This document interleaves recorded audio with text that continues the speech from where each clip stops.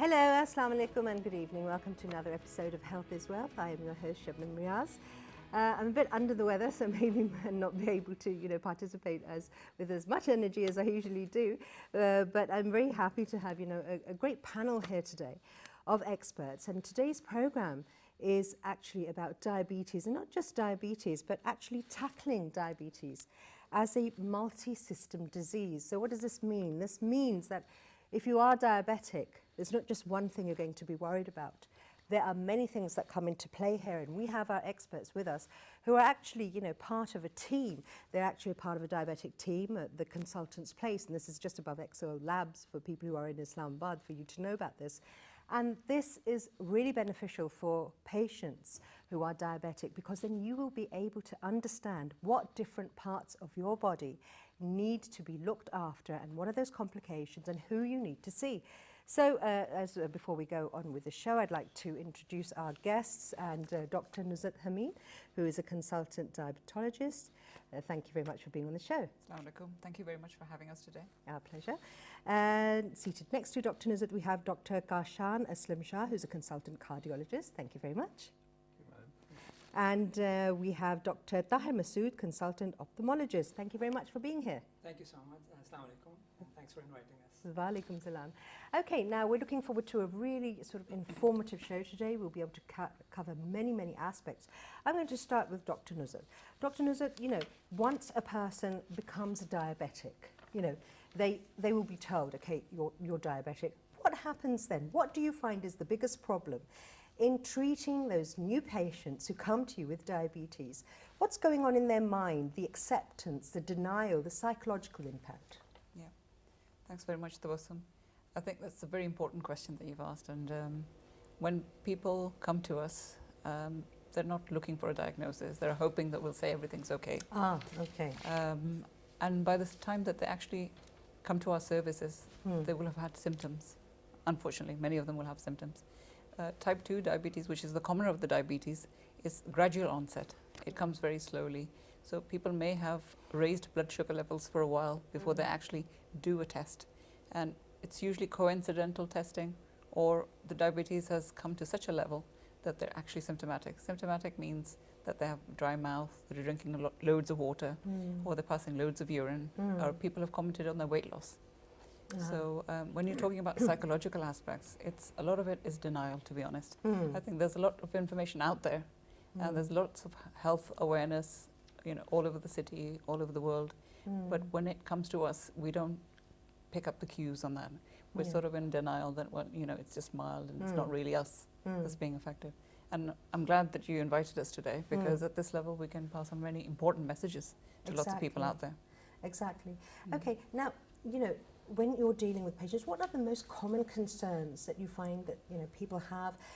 They're probably, of course, because it is about monitoring the blood sugar levels. Right. And how do you guide them as to when they should be checking their sugar and levels, and and how they can sort of calm down as well? Yeah. I think for many it can be a shocking diagnosis. There's still, unfortunately, a stigma involved with being diabetic. Lots of people would like to hide that fact.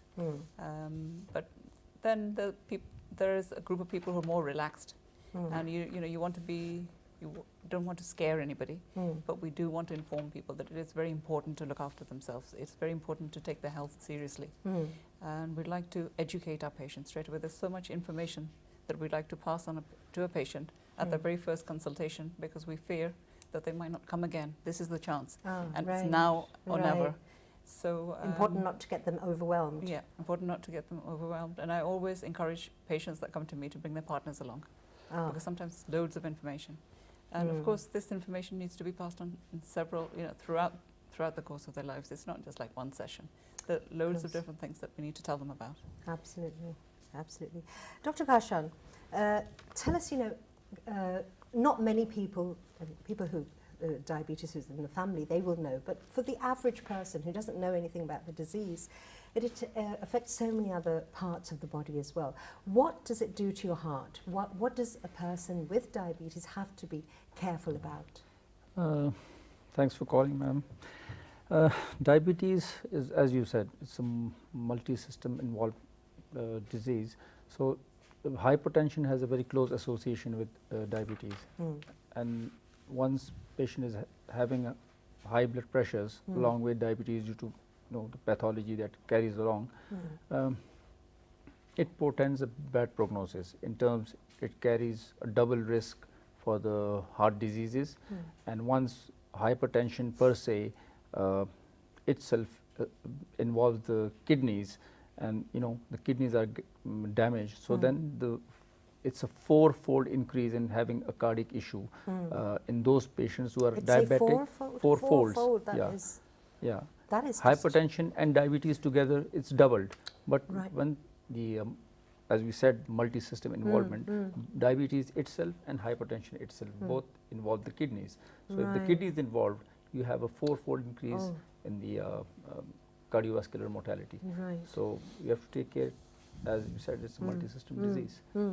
Also, as soon as you're diagnosed with diabetes, your risk for heart disease is doubled straight away, just simply having a diagnosis of diabetes. Just by becoming diabetic, you are now twice as likely to have a heart attack. That's right. That's okay. Right. So that's something else that's very, very important for our viewers to take notice of. Okay. Right. So what should a person then do, a diabetic?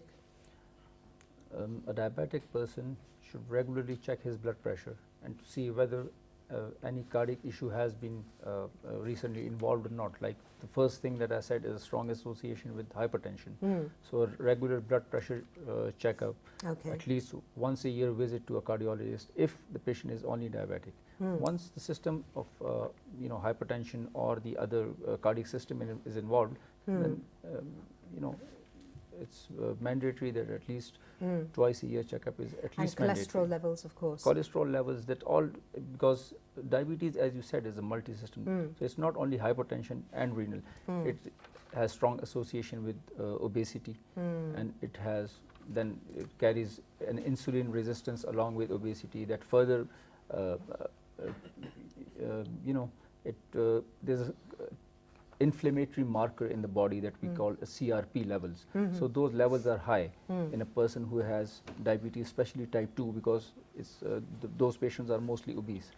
Later on, as Madam will put light on that what happens, but that inflammatory marker actually increases your endothelial dysfunction. Endothelium is actually the inner lining of your coronary vessels, or for that matter peripheral vessels. So the vessels, they are not naturally, when they are open, they tend to develop a dysfunction, and then those cholesterol plaques and those things develop and they rupture, and then platelets come and they aggregate on that, and the lumen of so it's the blockage that is that's the pathogenesis of the blockage. So diabetes with inflammatory markers, and then endothelial damage, and then, as you said, cholesterol. So those having high cholesterol, they'll come and tend to stick to that damaged vessel, and the platelets, they will come and adhere there. So the lumen will tend to compromise as the years pass by. They'll develop symptoms which, as you said, people are number one, ignorant. On the other hand, they are in the state of denial. So they'll having cardiac symptoms like chest pain, shortness of breath, newly developed reduced stamina. So they will ignore it, and once they land into the ER with a full-blown heart attack. So that's also very important. Those symptoms to look out for that Dr. Kaushal has been mentioning. On that light, sorry. What we do in our center is screening for complications. So cardiovascular is one of the complications of diabetes. So is your foot complications, your eye complications. These are all important parts. So once you're diagnosed with diabetes, it's not just looking after your blood sugar levels, it's making sure that you don't fall into that category of having all those complications. So what we do, always prevention is better than cure. What we will do is we'll do screening for cardiovascular disorders. So it will be annual screening. So even if you don't have symptoms, you'll do annual screening. We'll check your blood pressure at every visit. We'll check an ECG annually, and the lipid profile or the cholesterol levels, as you were saying, we'll check them at least twice a year. So it will be picked up. These things will be picked up and addressed. So it's important for all viewers out there to come for regular follow-ups. It's not just a once-off It's consultation. Right, it's, right. you know, continuous monitoring. Right, and I think this is fantastic that you know you have one place Yeah. where a person, I mean, especially for somebody who has been newly diagnosed, That's right. they're usually overwhelmed as to where to go and who Absolutely. to see and get the right information. That's So I right. think this is a great thing to have a facility where they can go and find all experts concerning That's what right. they should be concerned Great for about. us as well. We're all together. We're all Right, friends that's and colleagues, fantastic. and we can refer patients to each other, and we can talk about our That's patients. great. That's It helps both ways. Absolutely. Dr. Daher, now tell us, a person with diabetes, how should they be looking after their eyes, eyesight tests? What should they be doing? Right. So as an eye specialist, obviously, I can only overemphasize the importance of how important vision is for your life, for your normal functioning. The ability to see is just so important. So we know that diabetes actually affects your eyes significantly in many ways.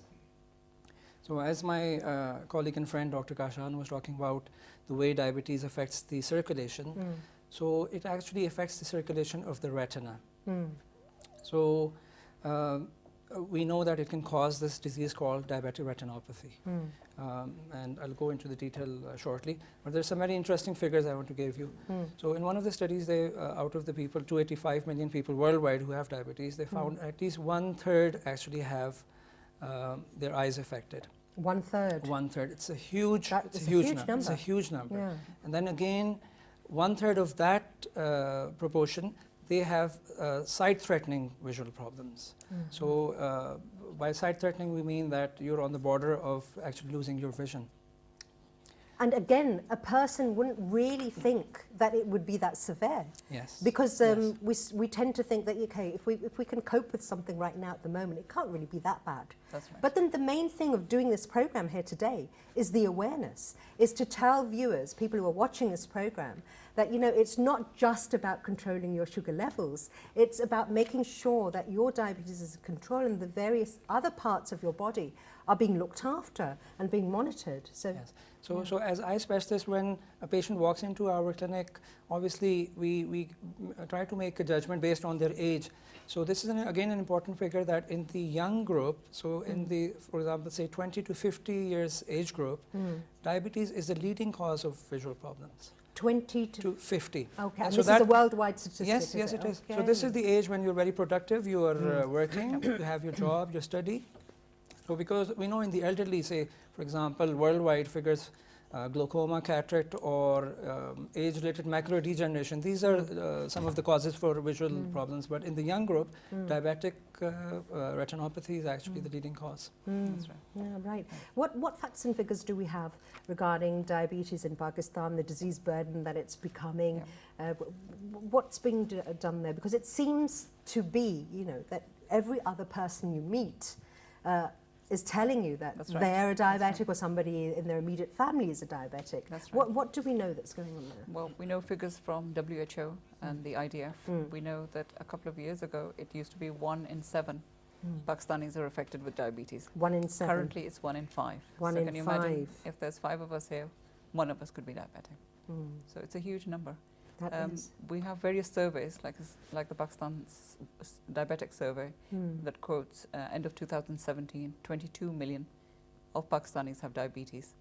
And if you compare men and women, they're generally equally affected. Equally affected. Yeah, so 17% women as opposed to 16.5% men. So generally equally affected. But the more astounding thing is more than half of our people don't know that they actually have Now diabetes. that is really terrifying. That is terrifying. That is. I That mean, is. for 1 in 5, That's right. and for half of that 1 in 5 to not know that they're actually diabetic. That's right. That's right. What they can land into all sorts of terrible That's right. disasters. That's right. We know patients that show up with foot ulcers. We know patients that show up with With eye problems, yes. eye problems. So someone will Heart come to my clinic just with a complaint that suddenly I've noticed I can't see very well. And we have a look at their eye, we do a detailed check of their retina, and they've got severe end-stage diabetic retinopathy. They don't even know that they're diabetic. They don't even know they're Yeah, diabetic. But so why? Why is that reason that they don't know? Do they just not listen to the causes? Do they not check the symptoms? Or can they be hidden symptoms? What's going on? There's lack of awareness, on a greater level. If you look at our population, not all of us have access to television. We're not literate. Most of us aren't literate.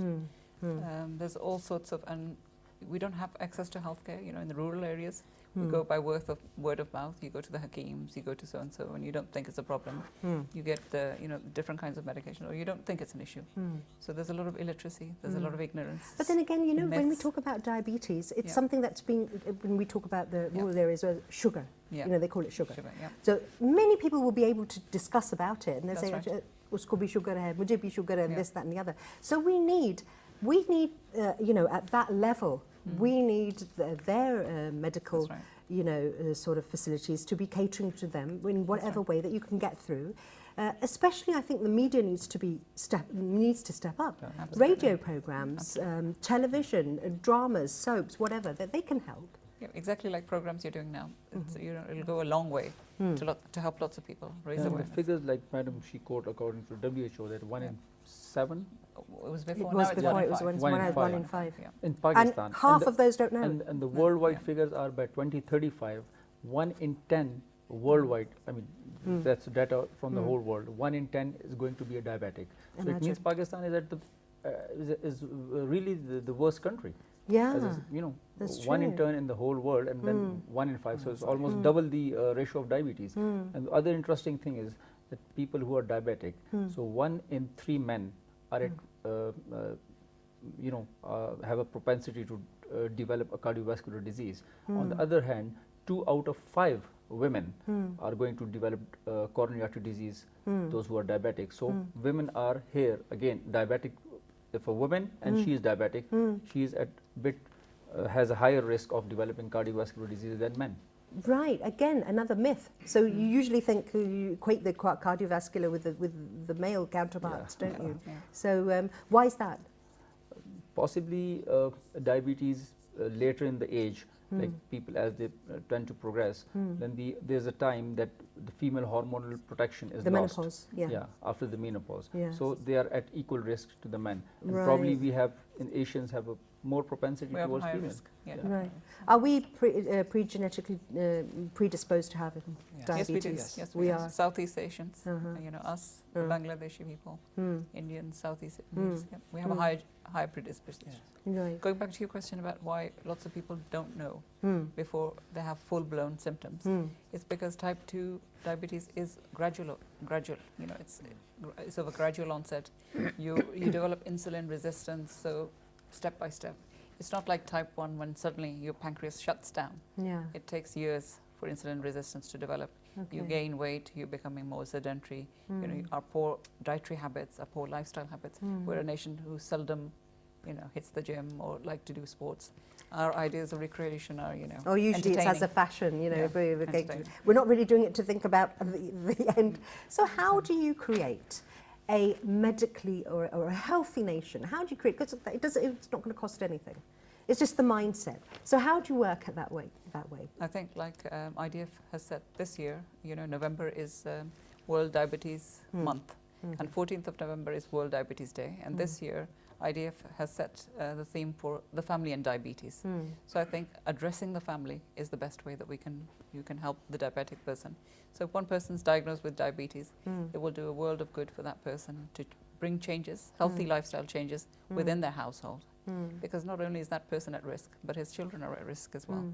And the second generation that are at risk, they can develop diabetes at a much younger age than their family that is something that's really, really important. You see, we're talking about family involvement, and as Dr. Nusrat is saying, that once diabetes is in your family, you've got to understand that it's something that can then, everyone else can be affected. So we're talking about a lifestyle change, then a complete lifestyle change in the way we're going about our business at home. Right. That's right. And it's not a mild change, it's a complete U-turn from what we're used to, because it's food. You start from food, start from diet. One of our colleagues, Dr. Noshin, will be joining the program later, and she will talk to you in detail about dietary management. That's a huge thing. And if you involve the family, it's like what everybody eats. It's not like one person who's being victimized because you're diabetic. That is so important. Now, I think that is so important, because what happens is then in a household we have the parhezi khana. Yes. Okay, and psychologically, if somebody is being told that, okay, you can't eat this, Yeah. and that is going to be the thing I want to eat most. crave for the rest of my life. That's And then so you're at home and everybody else is having what you want, and there you are just looking at them and, you know, okay, and thinking, so that is really important. If you know, at home, the food, the menu, I mean, there's somebody who can't eat a particular type of food, they like that, it's not very nice to have that then in front of them. It's not very supportive. Yeah, exactly, being very supportive in the family. So we are supportive as Pakistanis, we are supportive people. Why don't we think ahead then when it comes to health? And sort of a scenario as well, that Dr. Nusrat has just sort of portrayed. Yeah, I think we just like to, you know, we're in a bit of a denial. We're just I hoping think we're a that bit it'll- casual as a nation regarding some. Casual, regarding- that's right. That's one of the main words, casual. We don't set money aside for healthcare. We don't ever think that we're going to fall sick or we're going to grow old. Until You it, know, you know, until it it just actually hits falls us. on our head, and then everyone we are is. going to spend 1,000 on junk food, but exercise is for free and we don't do it. That's right. True. Absolutely. So as an eye specialist, like I would say, just think for a moment, what if you lose your vision in one eye or the other? How significantly is that going to affect your life? How is that going to affect your work, your family? So it's just very important. We don't want to scare people, but the good thing about, for example, I'll talk about the diseases that affect the eye and diabetes. Most of the conditions are actually treatable and they're preventable. If you can screen patients early on and diagnose diabetic retinopathy or some of the other conditions, like diabetics are more prone to getting cataract, and they get cataract at an early age. They're more prone to getting glaucoma, condition in which the eye pressure is raised. They're more prone to getting there are some slightly more rare conditions like optic neuropathy. But I mean, if you are getting regular eye checks, and these diseases are picked up early, most of these conditions are treatable. Right, right. But I think it's our mindset. We have to kind of look after the whole body, not just things in isolation. So the body is actually different tissues working together. The same thing, once you're diagnosed with diabetes, you want to look after your eyes, you want to make sure you protect your heart. It also affects the kidneys. We'll shortly be having a nephrologist in our team as well. So that's also, again, a very important part. Right. Interestingly, patients who come to us, and if we find that they have diabetic retinopathy, we can almost predict that they'll also have their heart and their kidneys. There are studies which tell us that if you have noticed a patient has the retina affected with diabetes, definitely the other systems would already been affected. I see. Okay. And so that makes it so much more helpful for you to be linked together. Yeah, we can all help each other. Yeah. But the other aspect of this multi-system involvement is, let's a person in a developing country like Pakistan, it's a cost burden as well. There's one person who is taking care of the whole family. He has to work, and then on the other hand, half of the chunk goes into his medicines and, you know, on his health care and stuff. So it's as a whole, it's a huge burden. True. So rather than spending millions later on, it's better. Prevention is better than cure. You just go and check yourself, and if one of the family member is diabetic, the other should be screened as well. They should automatically be screened as well. That is a very good, you know, point as well that Dr. Kashan is making. What about diabetes and heart failure? Diabetes itself causes heart failure in many aspects. There are a few mechanisms that it causes, but there's one, as we said, neuropathy. Like later on, our foot specialist is going to put light on that. That people have too many foot problems because of the neuropathy. The heart, the nervous system itself is affected because of diabetes. Yeah. So that's called a cardiac autonomic neuropathy. So the patient will have palpitations, syncope, stopping of the heart. It's bradycardia that we saw. The heart moves, you know, beats very in a slow manner. There will be conduction abnormalities. The patient even can die because of those. And then there's another issue that the you know, cholesterol is closely associated with it. So diabetes and cholesterol, they tend to go and alter your the heart musculature in terms. So the heart, despite that we say is a normal norm that heart has gone weak, so your arteries are closed, the coronaries are blocked, so you do angio and stuff. So that's not the case. On coronary angio that you do or any other modality, the arteries will be open. but they, on the cellular level, they affect your musculature of the heart. The muscles of the Yeah. heart. So Okay. the coronaries will be open. So you're not dealing with a blockage there. You're dealing about the That's function on the of the heart microvascular itself. level. Okay. So heart and the peripheral vascular disease Right. and the stroke, they come under macrovascular. Right. But per se, on the microvascular level, they also affect the heart. So patient will be having a heart failure What are the despite they have normal symptoms coronary. of that? Is it something that would happen suddenly or something that will have In diabetes, a it slow goes onset? slowly. Okay. If the coronaries are blocked suddenly, that's a sudden attack.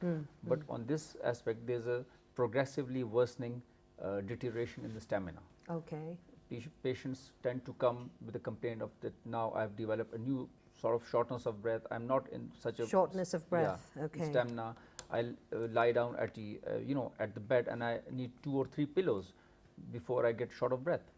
So walking upstairs, the climbing, your heart rate will go disproportionately higher than it is required for the body. Right. So because it's of course it's struggling and it's having to do more work. Yeah. So that's very important. These symptoms that Dr. Gashan has been saying, the shortness of breath, the weakness, if you're climbing upstairs, and you realise that your heartbeat is sort of getting out of control or something, and you feel weird. Then And there's that's one something very that- important thing in it. That's like exercise, and that you do. There's a physiological response that the heart is going to be raised because the more it is required for the body, it has to raise up. Right. But in diabetic patients, those who are obese and have hyperlipidemias, those who have high BMI, those have a higher left ventricle, that we say the heart has a higher mass index. So those people at rest, when the normal fit person should have a heart rate of around 50 or 55 or 60, they are running it at a rate of 100 and 110. Imagine. So that resting tachycardia is one of those autonomic dysfunctions that diabetic people they tend to have. And the more that you run the heart, round the clock, so the more it gets tired easily. Yeah. So you get heart failures. Imagine, yeah. And again, this will be something that a person wouldn't be aware of. That's right. And that is why they have to be on top of, exactly what their symptoms are. Dr. Tahir, what about blurry vision? Yes. So my advice is just like for patients who have been diagnosed with diabetes, so they need to realize that, as we discussed earlier, it can significantly affect your vision. It is again also important to know that some of the diabetics will be asymptomatic for a significant period of time. There will be lots of microvascular changes happening in the retina, and they will not be affecting your vision. So screening is the key. So all diabetics must go for an eye check. It's very, very important. And after every... So generally the advice is, lots of work has been done in Europe and the US, and the recommendation is that all diabetics over the age of 12, because we know in type 1 children are affected and young people, and then type 2 is later on in the life. So all diabetics should get a yearly eye check. So this usually includes a check of their visual acuity, how much they can read from the chart, and then an eye check of the front part of the eye is done, the eye pressure is checked. We already talked about glaucoma. And then a proper check of the retina, which involves putting some drops to dilate the pupils, and then you do a check, and then a picture is taken. So again, this is standard routine. Dr. Nuzas has also worked abroad in these diabetic clinics, so we work as a team. So there is a special equipment which takes a picture of your retina, so we know that on this day, this date, this is the situation with the retina. So that is a so record, you have a and comparison. and then we can give a hard copy to the patient that they keep for the record. It's also stored in our file, and then that can be compared. So even if you have no eye symptom, you must get an eye check. But generally, it will, if the eye is affected, then blurriness is the main symptom. So it can affect both eyes, or it can affect the eyes asymmetrically. As we discussed about the cataract as well, so that may also be playing a role. During that eye check, that will also be diagnosed. There's some more rare conditions. So sometimes we are discussing the way diabetes affects the nerves. We've seen patients come with double vision. Double vision. Double vision. So suddenly they're saying we can see 2 of everything. Right, okay. So interestingly, the muscles that control the eye movements, one of them can actually be paralyzed. It can be So paralyzed. Paralyzed, Oh. yes. So I have diagnosed many diabetics who were not aware of the fact they have this disease. They just came in with double vision, and we noticed that the eye was not moving in a certain direction. And then we checked their blood sugar, and the levels are very raised. And as you have said, is that many times that there have been other symptoms that they've come in, patients have come in, and then you've been able to tell them that they're actually diabetic. So, Dr. Nuzhat, what are those what would you say are sort of general symptoms that a person should be aware of? That It's what we just touched on earlier. So like, being dried mouth, drinking loads of water. Right, being very thirsty. Lots of patients will say, well, I'm drinking huge amounts of water. Right. Passing loads of urine. Because the high sugar levels in the blood, they need to be excreted. So the body's natural mechanism is to get rid of that sugar by drinking more and peeing more. So I've noticed this with my younger patients, that how they noticed that they had diabetes was that they kept on stopping the car to use the loo, which of course young people don't do that. Right. Yeah. So and if it's very high levels of blood sugar, then people will notice that you're losing weight. Your clothes are sort of falling off you. Okay. There's a huge amount of weight loss. So those are the general ones. Okay. Tiredness, tiring easily, and you're just thinking you just don't have the energy levels that you normally had. So any of those symptoms. Right. And, of and course, then just a simple blood test is what's needed to rule just a that out. simple blood test. Yeah? Even if you can borrow somebody's AccuCheck, I would just urge everybody just to do a simple check, because it can help you so much. It can help you get to a diagnosis so much earlier. So for a diagnosis, you actually have to go to a lab. But if you do a simple AccuCheck, that will alert you to whether you need to go for a check or not. And okay, now we're talking about the sugar testing as well. What would be the right ranges? Because that also is something that people get confused about. Okay, thanks for asking that question again. It's a useful question, because when you are checking with an AccuCheck, that's for monitoring purposes. Okay. Okay, so your blood sugar levels for monitoring are slightly different than for making a diagnosis. Okay. Okay, you leave the diagnosis to the experts, to the doctors. Right. When you have an AccuCheck at home, say you're a diabetic and you're taking oral medicines, Right. or you're on lifestyle, or you're looking after your diabetes with your diet, you don't need several blood checks in a day. Okay. Just a fasting level. Fasting means first thing in the morning, or after any meal, 2.5 hours after any meal, be it breakfast, lunch, or dinner. Okay, you check 2.5 hours after a meal. And then you can just record it and take that chart into us, bring it into us. Okay. Lots of people will say, we check loads at home. Did you bring the chart? Right. No, Oh. we didn't bring the chart. We didn't think of bringing the chart. Is this like checking your blood pressure again and again and then not remembering exactly what? Yes, exactly. Yeah. And then there's the worried well, who'll check after 5 seconds, after every 5 minutes or 10 minutes. It's going up, it's going down. We need to explain to our patients, we need to spread awareness that your blood sugar levels are not just affected by you eating and by medication. There are lots of other things that affect your blood sugar levels. Things like stress, things like exercise. Stress. Stress. That's Stress something we can talk about. Yeah. Stress is a big It's thing in one. everyone's life. Yes, it's a big one. Control, manage stress. It's going to be there. You're going to have That's to right. deal with it. That's right. And it's your coping mechanisms that will help, because everybody has their fair share of stress. Right. Then it's exercise. One of the days you might have worked, you might have had a nice walk, or you've been more physical than you normally would have. So there are other factors that affect your blood sugar levels. And you don't need to be shocked. You just monitor them and bring them to us, and we'll explain to you why they're up or down. Right, exactly. Don't confuse your own readings with you being the expert there. Okay, that's very important. Right, we've unfortunately come to the end of the program right now, and it's been absolutely wonderful having you. Because we're going to have 2 other members of your team as well in our next program as well. We're going to talk about the diet and diabetic foot as well, and other things, the neurological problems. But thank you so much for all 3 of you for being here today and talking to us about these things that are so important. So, just before we go, a quick one-liner message from each of you for our viewers so that they can take that home with them. Well, I would say go in for a check. No matter whether you think you have it or you don't have diabetes, go in for a check. Right. Any symptom, like not necessarily a chest pain, could be cardiac. Right. If you think your heart races more and you're short of breath, you're tired easily, get yourself checked. Fantastic. Dr. Tahir? My message to the general population would be, don't ignore any eye symptoms, okay? So even if you're not diabetic, if you are having visual problems, if you have any eye pain, please go and get an eye check. It may be a diabetic problem, but I mean, if you are diabetic, you must go for an eye check anyway, but just don't ignore any eye symptoms. Right, okay. And with that, thank you for today's program and for being with us. And, you know, it's been wonderful speaking to you. And with that, we come to the end of today's program.